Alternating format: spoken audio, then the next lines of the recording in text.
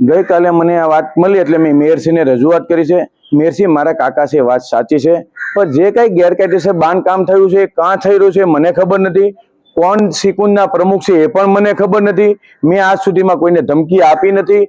આ લોકો મારા નામનો ખોટો ગેરઉપયોગ કરી રહ્યા છે, તેથી મારે સર્વ ભાઈઓને મને આ બદનામ કરવાની કોશિશ કરી રહ્યા છે એવું સ્પષ્ટ દેખાઈ રહ્યું છે। શા માટે તમારું જ નામ લેવામાં આવ્યું?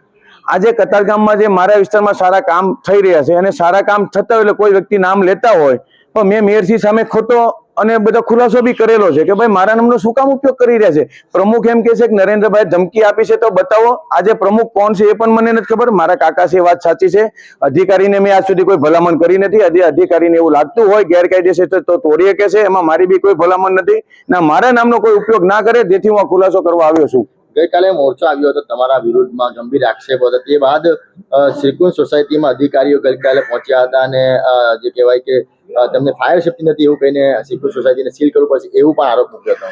એ વાતની મારી જાણકારમાં નથી, પણ એ પ્રશ્ન છે અધિકારીનો। સીલ મારવું ના મારવું એ અધિકારીનું કામ છે, ડિમોલેશન કરવું ના કરવું એ અધિકારીનું નામ છે। આ તો ખાલી મારા નામનો આજે મીડિયામાં ઓપનમાં આવ્યું છે, ભાઈ નરેન્દ્રભાઈ પાંડવ છે, બરાબર, તો મારા નામના ખુલાસા પૂરતું આવ્યું છું। મેં કોઈને ધમકી આપી નથી।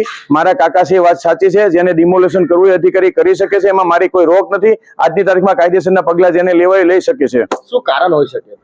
કારણ મેં તમને કીધું સાહેબ કે મારા નામથી જે કામ કરી રહ્યા છે, પ્રજા બહુ સારું વિચારી કે નરેન્દ્રભાઈ તમે પાંડવ એક વિકાસના કામ કરી રહ્યા છો, એ વિકાસના કામ સારા થઈ શકતા હોય, જેથી મને બદનામ કરવાની કોશિશ કરી રહ્યા છે એવું મને દેખાય છે।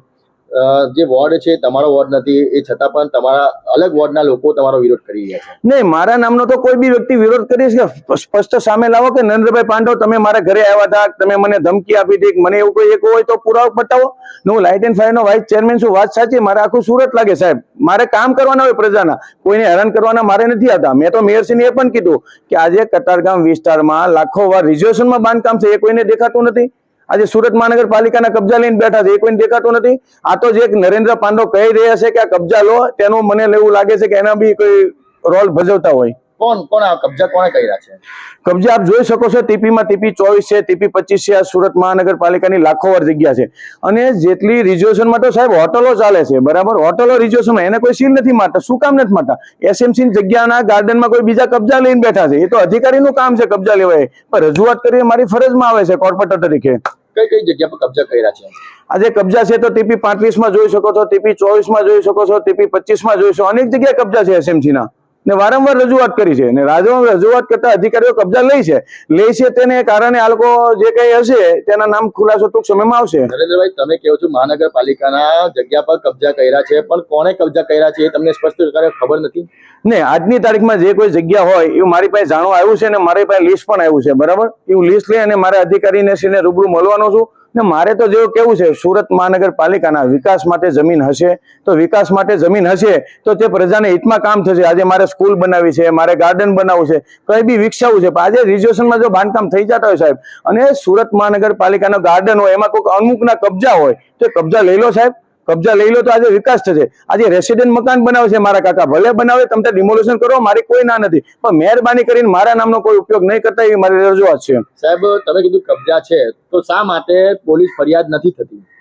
હવે અધિકારીને મારે વાત કરવી પડે, અને કાઉન્સિલ તરીકે મારી ફરજ આવે છે, મારી ફરજ નિભાવું છું અને નિભાવો રહીશ।